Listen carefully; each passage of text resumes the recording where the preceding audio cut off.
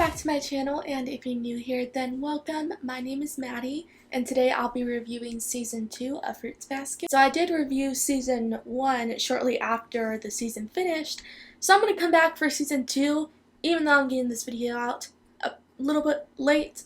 Season 2 ended a month ago, so a lot of it late, but at least we are finally here, and I am ready to talk about it. For this review, I decided to let you know my top 5 favorite episodes of the season, and then at the end of everything, I'll go over the things I disliked about it, which there are like a few things I didn't like about it. But of course, since this is Fruits Basket, I'm going to have more positive things to say than negative, but we're going to go over the positive first, and I'll just let you know the episodes that I absolutely adored. So I will let you know my top 5 in order from least favorite to most favorite, so why don't we just get started. At number 5, I have episode 5.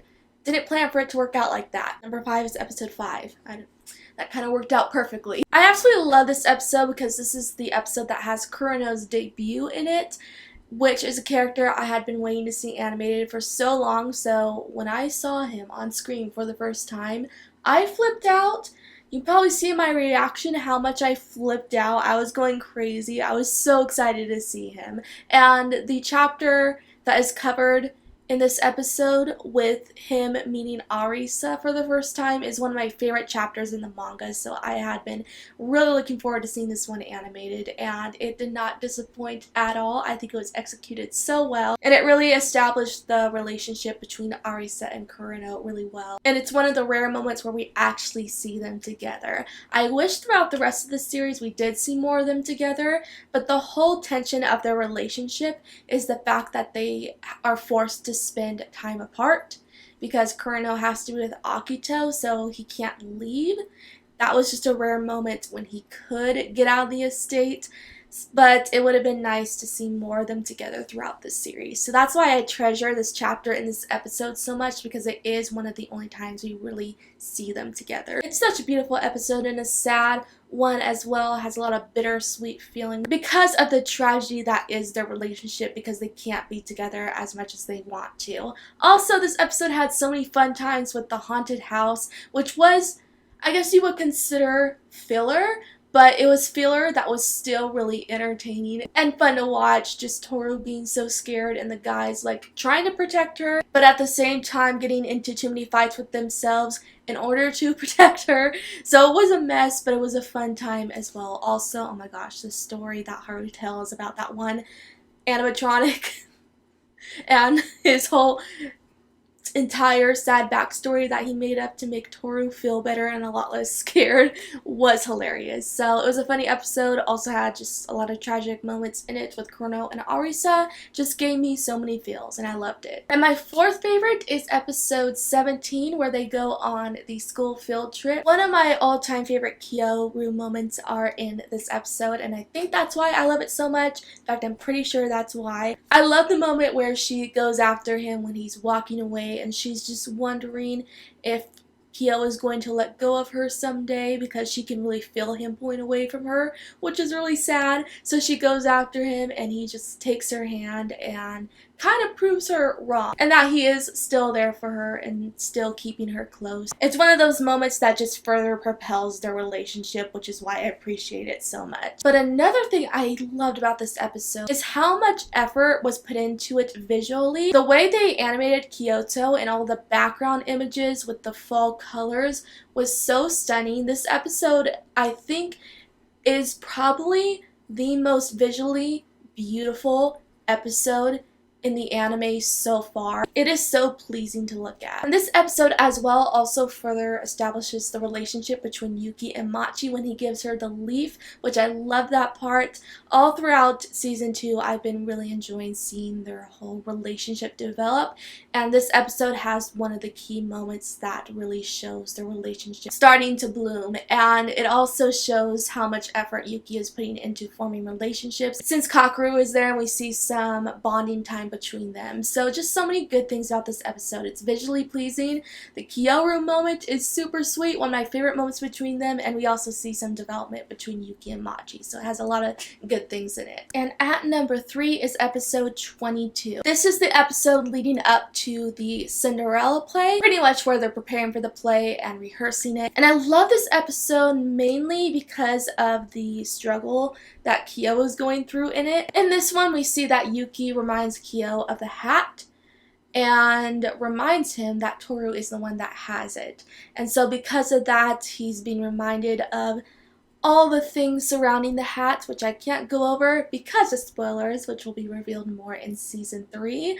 But it shows that that's on his mind a lot. And of course, I don't like seeing him get depressed over this stuff, but him pondering over the hat and what it means and all that is what further pushes him to do certain things in the future. So I've been enjoying seeing the lead up to that in this episode. And his conversation with Yuki at the school is another moment that further pushes him into the right direction. And I think this is one of the examples in the series where Yuki is the one actually pushing Kyo into action. And it shows how he's planting the seeds in order to push Kyo in the right direction, which is overcoming the issues he has with himself and getting over his self-hatred, as well as pushing him to confront his feelings for Toru to her. And that becomes evident when we see a moment later when he goes to Toru in the classroom in order to walk home with her, meets her there, and decides to accept being in the play just for her. All because Yuki told him moments before how upset she's making her, and that made Kyo want to accept the role just to make her happy. So although there is a lot of foreshadowing in this one, so I know not a lot of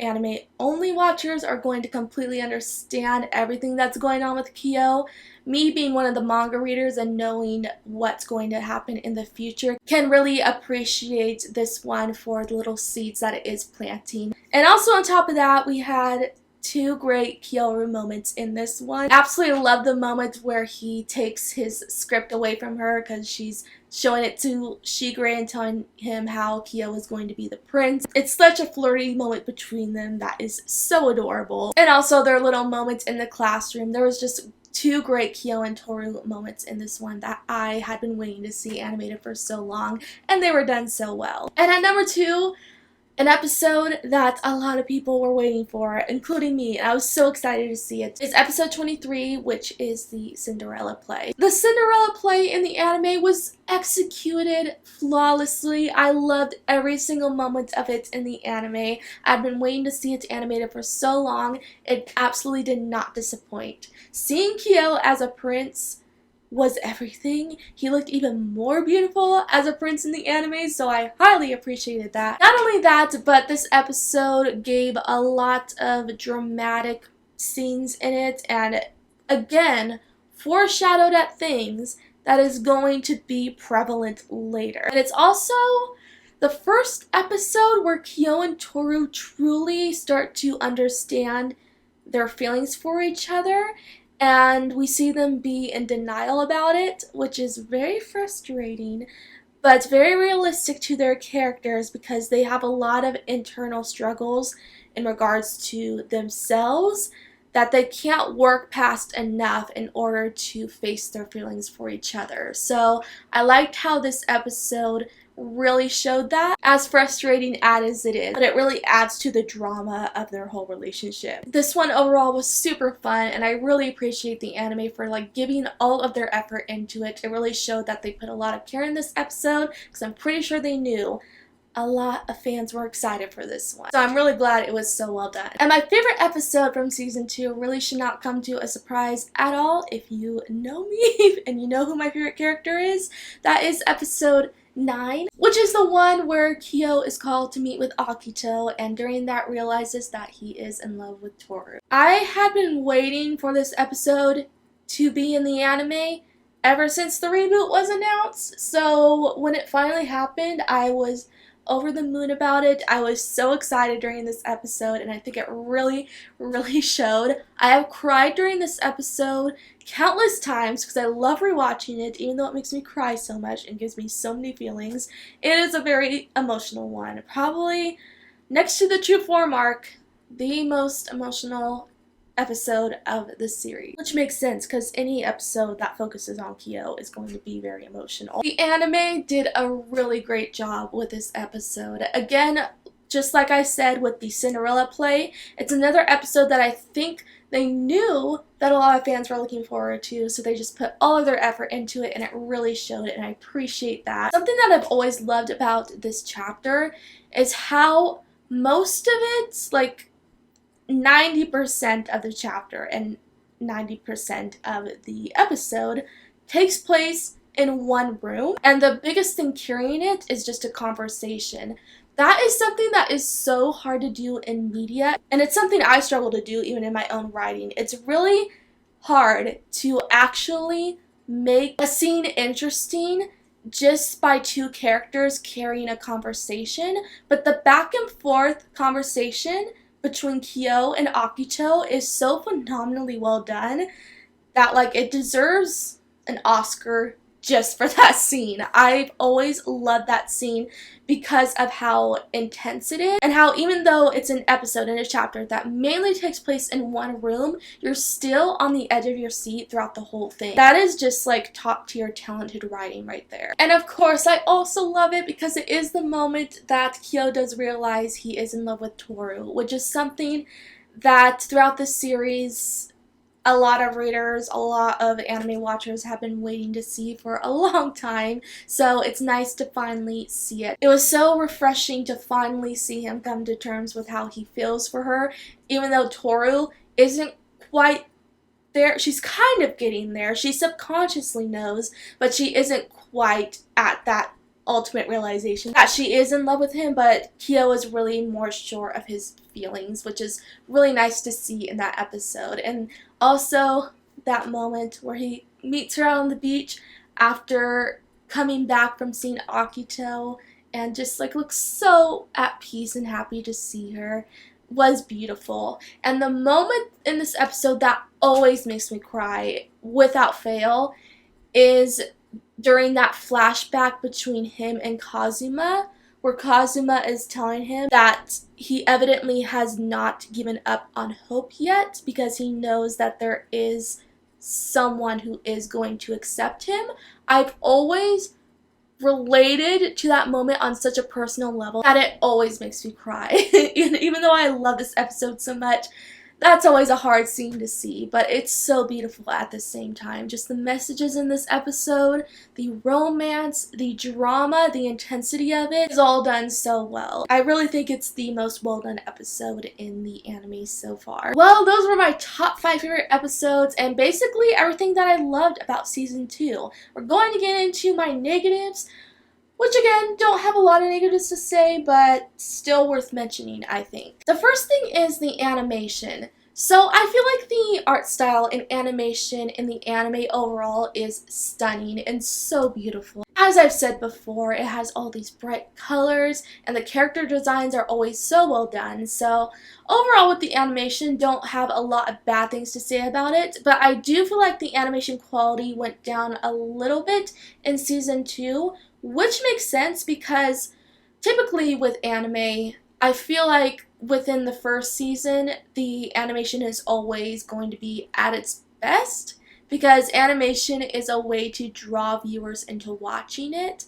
And once you've hooked the viewers enough, I think in some cases, I think the studios are more comfortable with putting a little less effort into the animation. That's just my prediction. I'm not saying that that's a for sure thing, but I think that's something that did happen with Fruits Basket a little bit. There are some moments when the animation was wonky where like some facial expressions seemed really unrealistic and some movements were a little weird. One I'm thinking of in particular, which is honestly more funny than anything, so like I don't mind it that much, although I wish it wasn't in such a serious scene because it kind of takes away from it.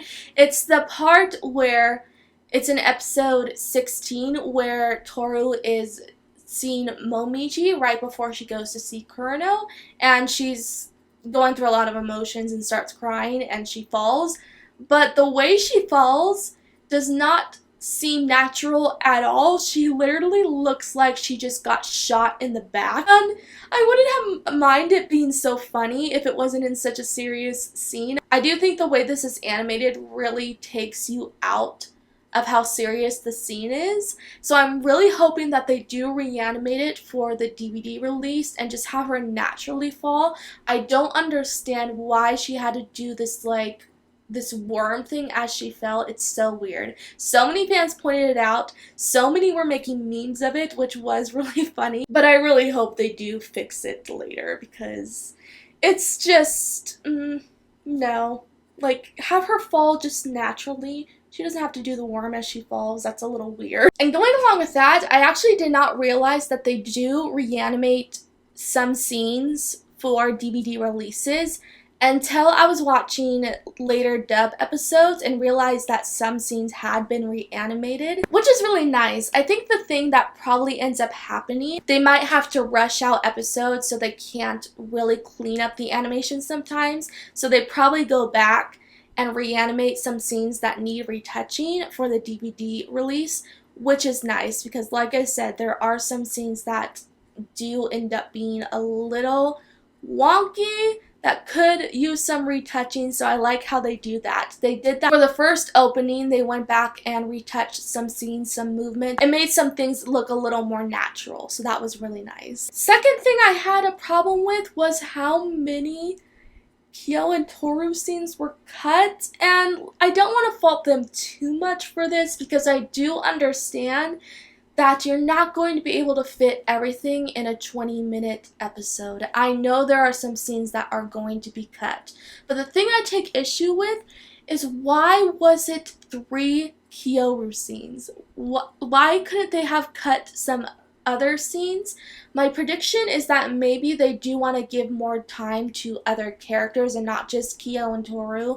I mean, that makes sense, but it was really disappointing for the Kyo and Toru fans not to see those scenes. And these scenes, although they don't have a huge significance to the whole plot, like they're not going to change anything if you cut them, it was nice to have those scenes in there because they do further establish the relationship between Kyo and Toru, and those scenes had a lot of their more intimate moments. So that's why it was really disappointing to see them cut. I am holding out hope that somehow they will fit those scenes into Season 3, although I doubt it'll happen because I don't know how they'd be able to fit them in, but it would be nice if they did because I am, like a lot of the Kyo and Toru fans, really disappointed that they were cut. So I'm just holding out hope that they'll be added in later. And the last thing I had a problem with, and this isn't the studio's fault at all, so I'm not going to fault them for it, but with the sub, there were some mistranslations, which were kind of frustrating. I noticed it twice. And the first time was during the scene with Kyo and Toru and them fighting over the script and Kyo confiscating it from her. Toru says during that scene that she is the evil stepmother, which is false. She is the stepsister, which was a weird mistake because I feel like you know with the context of the Cinderella play, we already know that has been established that Toru is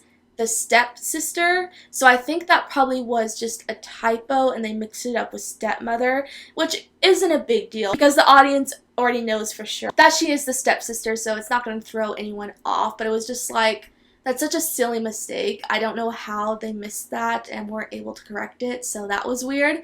But later on, there is a mistranslation that is so wrong and was so crucial that when I realized that it was a mistranslation, I was like I was irked a lot. And I didn't mention this during the episode when I reacted to it because I actually didn't notice it until someone on Instagram pointed it out to me, but it's during what is it? I think it's episode 24 where Shigure said something along the lines of, if only Akito could teach them a lesson. What he was supposed to say was something like, if only Akito had seen it too, which is referencing this scene that happened a little bit before where Yuki tells Akito that he's opening up to change. Shigure is saying that he hopes that Akito could be the same way, but instead of saying that, he says, if only you could teach them a lesson, which gives the impression that Shigure wants Akito to further torment the family.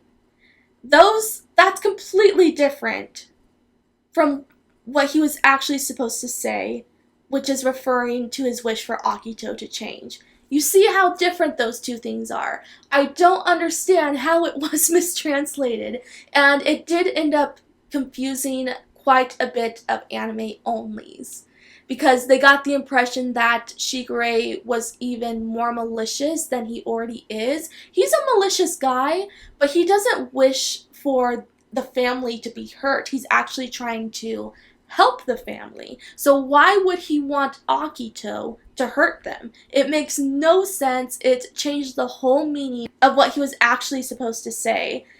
And that was frustrating. I went on Twitter and talked about it and was telling everyone, please get this message out to as many people as you can that this is what he was actually supposed to say, because I don't want anyone to be confused or misinterpret Shigure entirely. I really don't understand how that flew under the radar. I don't know if the subtitles for that are fixed by now. Hopefully they are. I haven't checked at all. So hopefully they are, because I don't want anyone else to be confused. And those were pretty much the 3 things that I did have a problem with Season 2. I don't think there's any more than that. Everything else was just great. So many great things about Season 2, and I have a feeling that Season 3 is going to be even better when it comes next year. Let me know what you loved or disliked about Season 2 of Fruits Basket. I would really like to know, and I'd also like to know what your top 5 favorite episodes from Season 2 are as well, since I shared mine. I'd really like to know yours, so let me know in the comments. I do hope you guys enjoyed this video. If you did, be sure to like, comment, and subscribe for more anime-related videos and anime reactions. And also be sure to follow my Fruits Basket fan pages if you're interested. Those are linked in the description box. And I'll be back really soon. Bye!